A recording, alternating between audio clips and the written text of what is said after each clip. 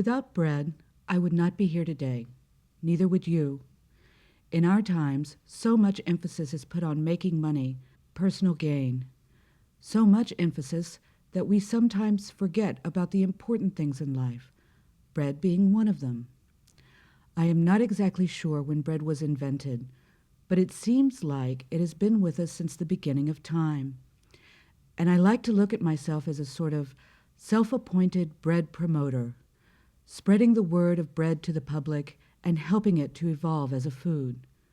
Bread is capable of so many things, and I feel I would be doing it a disservice by selfishly benefiting from its goodness without giving something back.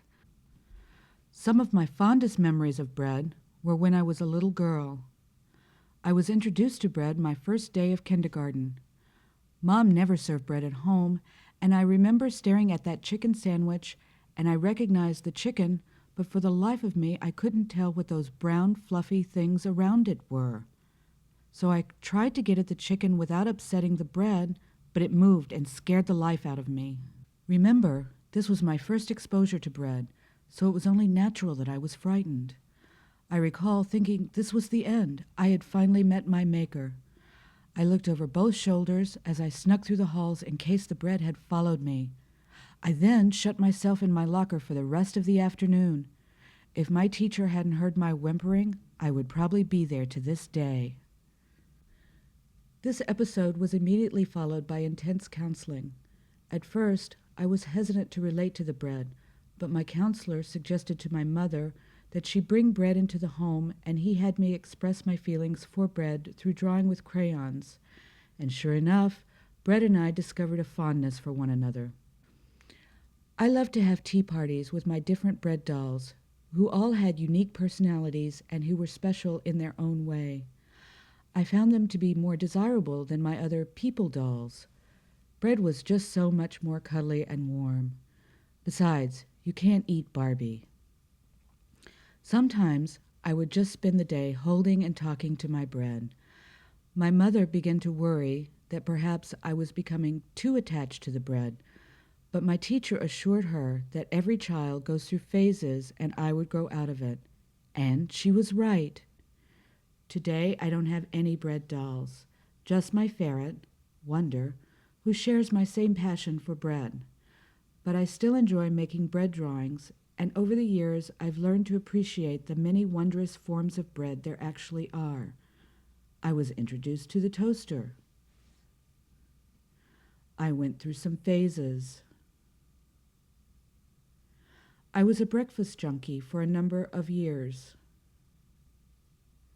But you always go back to the basics. I like to have a loaf of bread by my side wherever I go, especially when I sleep. One thing I've learned about bread is that it does not make a good bath boat. I used to try and play with my bread while I bathed, but it would invariably become gross and squishy and was a real pain to clean up afterwards. But I solved the problem. Today, I don't use water.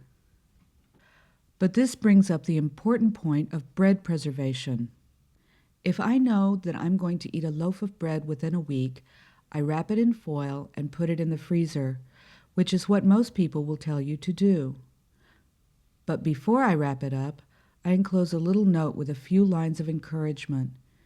It's no different than people who talk to their plants or their children, and you will taste the difference when that special day arrives. As for long-term preservation, the technique is quite similar to taxidermy. But before you go slicing, be sure your bread is dead. Just as you need to gut out a pumpkin before you carve the face for the jack-o'-lantern, you must take out the insides of the bread. Once you have the innards removed, you fill it with cotton and sew the bottom back on. Your bread will now be ready to be displayed, and you can use the insides to make croutons. I am not a heretic. I believe there is a God, and I respect all religions that recommend you eat bread. I just worship in my own private way. Nor is bread a sex substitute, as one of my psychiatrists once suggested. I stopped going to him after that accusation. He's a pervert. And besides, I think he drinks. Most of my work is done on the phone as I call people I don't even know to explain to them the benefits of bread. Just like a mother tells her children to get their damn feet off the table or stop making ugly faces, I am that nurturing, guiding voice for hundreds of thousands of people in the Twin Cities metro area. Surprisingly, I have found some people do not take kindly to nurturing, guiding voices.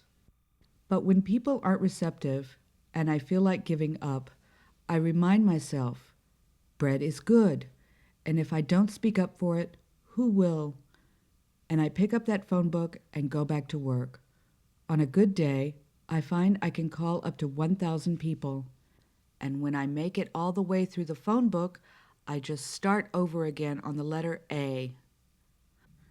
My weekends are generally spent relaxing with my bread projects.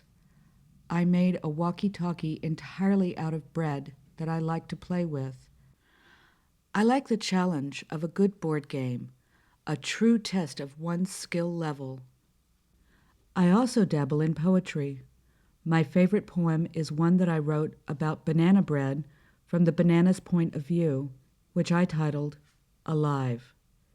It goes like this. We meet in a kitchen. You look past my wrinkled skin and see my inner beauty. We merge. I am alive. I've always found bananas to be the most tragic fruit, and the poem reflects how bread brings joy to everything it touches. People have asked me two things over the years. Why don't you form a bread fan club? And stop calling me. The second one is more of a command than a question, but I must admit I have considered starting a fan club. Hopefully, now that we have email, I can discover a person on the other end of the world who has more than just a passing fancy for bread, a real bread buddy. One of the happiest days of my life was when the Surgeon General required all food manufacturers to put the nutrition facts on the side of their products. I thought, finally, bread is getting the recognition it deserves. After all, at 6 to 11 servings per day, it is the highest recommended food group on the charts. I have never so much as received a thank you card for my many years of labor, but that might have something to do with the fact that I never leave my apartment except to buy bread. But I know that my work does not go unnoticed, and I could never envision myself doing anything else. If only bread could talk.